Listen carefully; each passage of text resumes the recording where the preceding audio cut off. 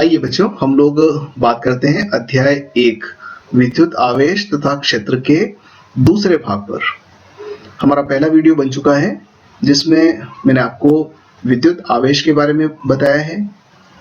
चालक तथा विद्युत रोधी पदार्थों के बारे में हम बात कर चुके हैं। प्रेरण द्वारा आवेशन के बारे में हम बात कर चुके हैं। आवेश की उत्पत्ति का इलेक्ट्रॉनिक सिद्धांत क्या है, ये हमारे पहले वीडियो में कवर हो चुका है। विद्युत आवेश के मूल गुण, तो यहां तक की हमारी बात जो है ये पहले वाले वीडियो के अंदर हम कंप्लीट कर चुके हैं। अब इस वीडियो के अंदर जो सेकंड पार्ट है हमारा, इसके अंदर हम लोग बात करेंगे कूलॉम के नियम पर। दो बिंदु आवेशों के मध्य लगने वाला बल और उसके लिए कूलॉम का नियम।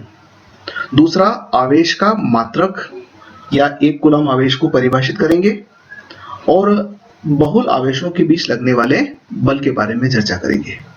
तो आइए शुरू करते हैं अपनी बात। स्थिर विद्युत आवेश तथा क्षेत्र का भाग 2। शुरुआत करते हैं कूलॉम के नियम से। कूलॉम का नियम क्या कहता है? कूलॉम ने दो बिंदु आवेशों के मध्य लगने वाले बल के परिमाण के लिए एक नियम दिया। जो महत्वपूर्ण बात है वो ये है कि दो बिंदु आवेश और इनके मध्य लगने वाला बल कितना है, उसके लिए कूलॉम ने नियम दिया और इस नियम को हम कूलॉम का नियम कहते हैं।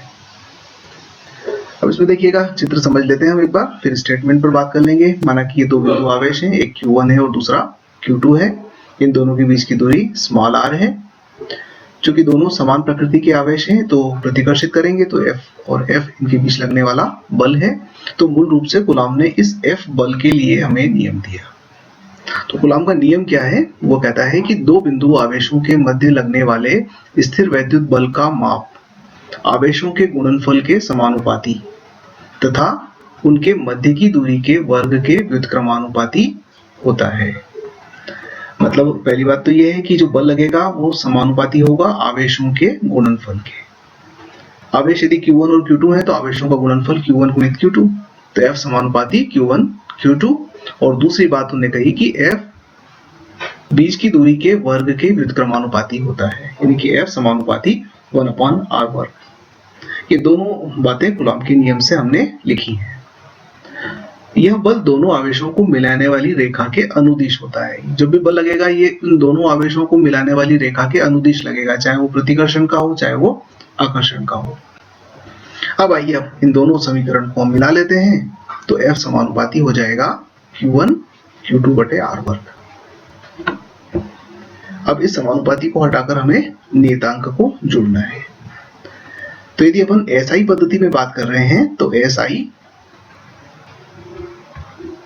पद्धति में हम यहां पर लिखेंगे F बराबर 1/4 पाई एप्सिलॉन 0 Q1 Q2 बटे r।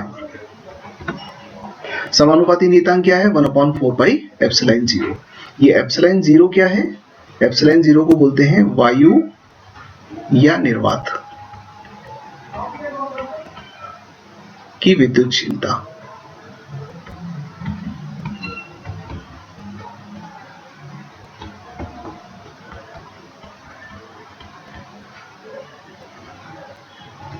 वायु या निर्वात की विद्युतशीलता कहते हैं इसको। और इस 1/4 पाई एप्सिलॉन 0 का जो मान है वो होता है 9 गुणित 10 की घात 9। यदि एप्सिलॉन 0 के मान की बात करें तो इसका मान होता है 8.85 गुणित 10 की घात -12 कूलॉम वर्ग बटे न्यूटन मीटर वर्ग। ये एप्सिलॉन का मान हो गया। तो ऐसा ही पद्धति में हम इस सूत्र के द्वारा प्रकट करते हैं। इसके लिए एक बात और हम याद रख लें कि यदि आवेश माध्यम में रखे हुए होंगे तो फिर हमें इसकी जगह पर क्या लिखना पड़ेगा? 1/4 पाई एप्सिलॉन Q1 Q2 बटे r वर्ग। एप्सिलॉन 0 वायु या निर्वात के लिए है और एप्सिलॉन जो है ये माध्यम की विद्युतशीलता कहलाती है। तो ये SI पद्धति में हमारा कूलॉम का नियम इस रूप में लिखा जाएगा। अब बात कर लेते हैं CGS पद्धति में। तो CGS पद्धति में F बराबर Q1 Q2 बटे r वर्ग। ये तो वायु या निर्वात के लिए, वायु या निर्वात में जैसे अपन ने SI में बात किया वैसे यहाँ पर भी कर लेते हैं। तो वायु या निर्वात में 1/f बराबर हो जाएगा Q1 Q2 बटे r वर्ग। और या फिर इसको ऐसा लिखेंगे कि 1 अपॉन कैपिटल के Q1 Q2 बटे R वर्ग, ये माध्यम में। ये K जो है इसको माध्यम का पराविद्युतांक कहते हैं, माध्यम का पराविद्युतांक।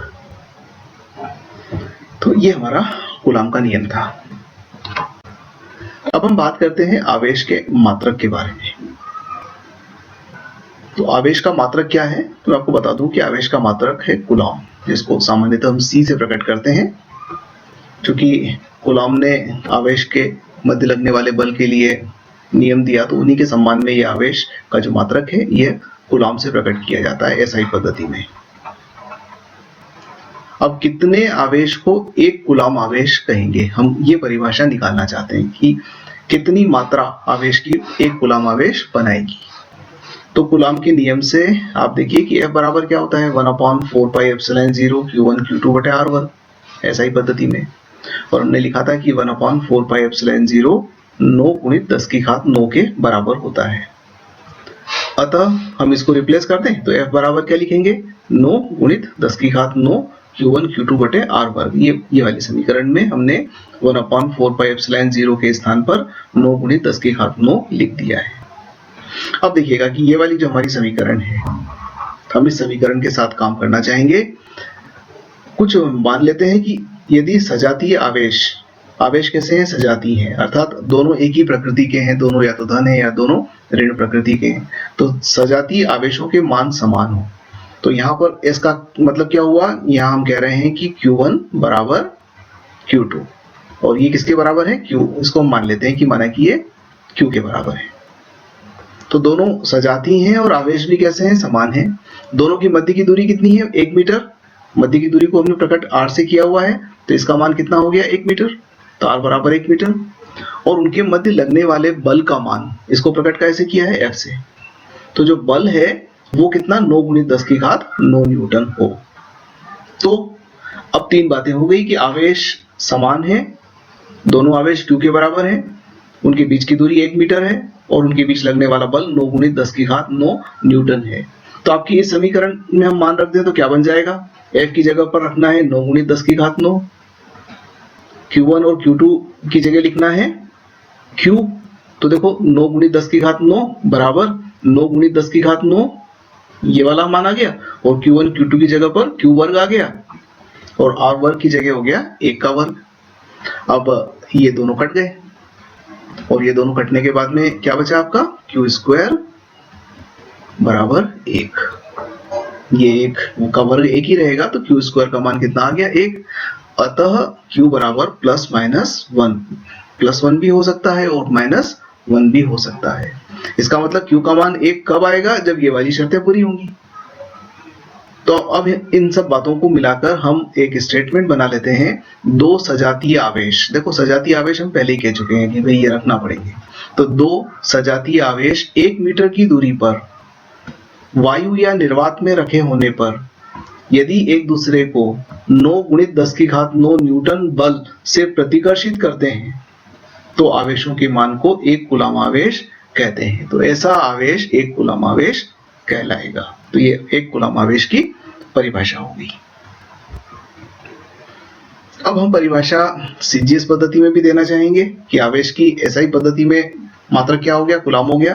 तो CGS पद्धति में आवेश का मात्रक क्या होगा, तो यहां बता दूं मैं आपको कि CGS पद्धति में आवेश का एक नहीं बल्कि 2 प्रकार से मात्रक परिभाषित है।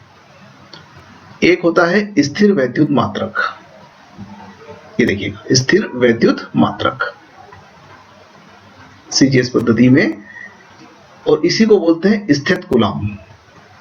इसी का नाम है स्थित कूलाम, और शॉर्ट में अपन इसको लिखते हैं ESU, electrostatic unit of charge, ESU, इससे भी प्रकट करते हैं।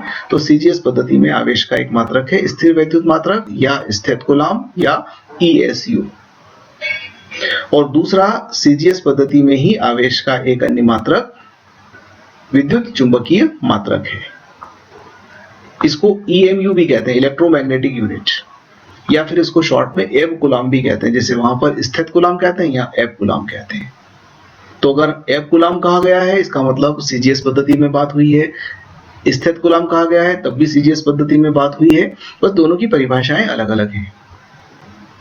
ये चुंबकीय गुणों के आधार पर परिभाषित किया गया है और ये स्थिर विद्युत गुणों के आधार पर परिभाषित किया गया है। आगे कभी होगा तो इसके बारे में और हम डिटेल बात करेंगे, अभी इतनी बात पर्याप्त है। हमें ये मालूम होना चाहिए कि एक कूलाम में कितने स्थित कूलाम होते हैं और एक कूलाम में कितने F कूलाम होते हैं। तो यहाँ देखिए कि एक कूलाम 3 × 10⁹ स्थित कूलाम के बराबर होता है और यदि चुंबकीय मात्रक में बात करें तो एक कूलाम 1/10 F कूलाम के बराबर होता है। तो ये इनमें आपस में संबंध हो गया SI पद्धति और CGS पद्धति के अंदर आवेश के मात्रकों में। अब हम बात करते हैं बहुल आवेशों के बीच लगने वाले बल के बारे में। तो जैसे दो बिंदु आवेशों के मध्य लगने वाला बल कूलाम ने बताया। अब यदि दो आवेश नहीं है बल्कि बहुत सारे आवेश हैं तो उनके कारण लगने वाले बल को कैसे ज्ञात करेंगे? तो प्रत्येक आवेश अन्य आवेशों के ऊपर बल आरोपित करेगा। चित्र को देखिए, हम आसानी से बात को समझ सकते हैं। माना कि एक Q1 आवेश है, एक Q2 आवेश है, एक Q3 आवेश है और एक Q4 आवेश है। Q1 और Q2 के बीच की दूरी को अपन एक काम करते हैं R12 से प्रकट कर देते हैं। Q1 और Q3 के बीच की दूरी को R13 से प्रकट कर देते हैं और Q1 और Q4 के बीच की दूरी को R14 से प्रकट कर देते हैं। तो ये इनके मध्य की दूरियां हो गई। तो Q पर लगने वाला परिणामी आवेश क्या होगा और परिणामी बल क्या होगा? ध्यान दीजिएगा, हमें इस पर लगने वाला परिणामी बल ज्ञात करना है। तो Q1 के ऊपर Q2 बल आरोपित कर रहा है, Q1 के ऊपर Q4 बल आरोपित कर रहा है, Q1 के ऊपर Q3 भी बल आरोपित कर रहा है और थोड़ी देर के लिए मान लें कि सब समान प्रकृति के हैं। तो देखिएगा कि Q2 Q1 को प्रतिकर्षित करेगा। इस चित्र में हमने F12 के द्वारा प्रकट किया है इस दिशा में। इसी प्रकार से Q3 Q1 को प्रतिकर्षित करेगा, चित्र में F13 के द्वारा प्रकट किया गया है और Q4 भी Q1 को प्रतिकर्षित करेगा जो F14 के माध्यम से प्रकट किया गया है। तो कुल मिलाकर इस पर एक बल नहीं लग रहा है, इस पर 3 बल लग रहे हैं और तीनों अलग अलग दिशाओं में लग रहे हैं। तो इस प्रकार ये क्या है? बहुल आवेशों के बीच बल का एक उदाहरण हो गया। बहुल आवेश यानी कि बहुत सारे आवेश। तो इसको कैसे ज्ञात करते हैं? इसका देखो हम स्टेटमेंट पढ़ लें कि बहुल आवेश निकाय में किसी एक आवेश पर, ये एक आवेश है, पर लगने वाला बल अन्य आवेशों के कारण, ये अन्य आवेश हो गए Q2 Q3 और Q4, अन्य आवेशों के कारण लगने वाले बलों के सदिश योग के बराबर होता है। मतलब परिणामी बल कैसे आएगा? सदिश योग के माध्यम से आएगा। यानी कि यदि मैं यहां लिखूं F परिणामी बल को प्रकट कर रहा है F1 यानी कि 1 नंबर पे, तो ये किस किस के सदिश योग के बराबर हो जाएगा? F12 plus F13 plus F14। 1 के ऊपर 2 ने इतना बल लगाया, 1 के ऊपर 3 ने इतना लगाया, 1 के ऊपर 4 ने इतना बल लगाया, तो परिणामी बल F1 इतना लगा। तो इस पर कुल बल इतना लगेगा, इनके सदिश योग के बराबर होगा।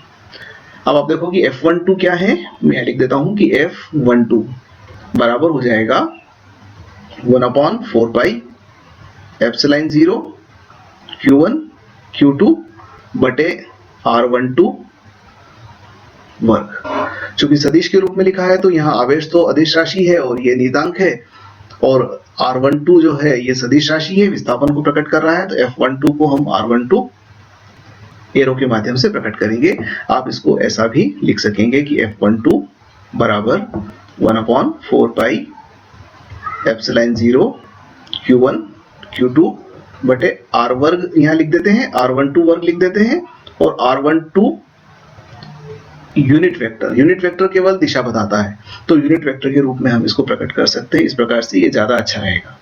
इसी प्रकार से F13 लिखना होगा तो क्या लिखेंगे?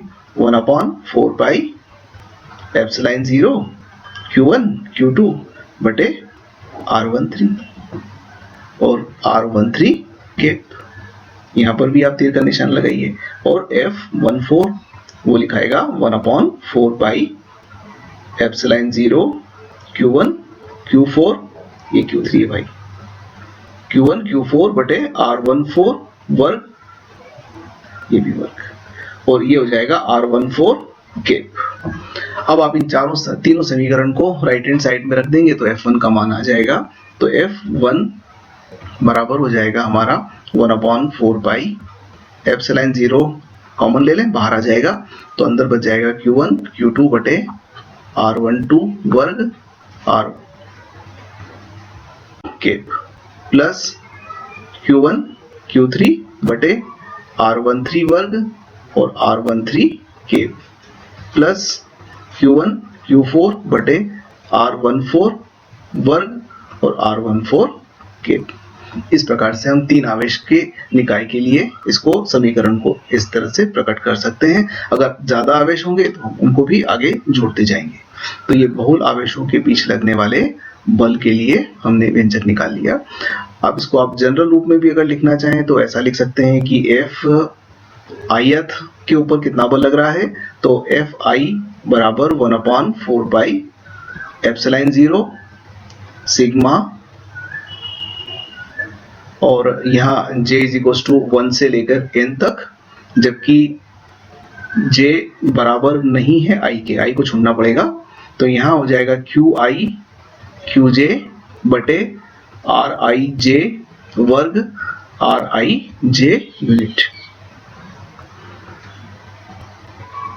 ये एक सामान्य समीकरण हो गया। हमने ऊपर जो लिखा हुआ है उसको जनरलाइज कर दिया, तो इसको इस रूप में भी प्रकट कर सकते हैं। तो ये बहुल आवेशों के कारण लगने वाले बल के लिए व्यंजक आ गया।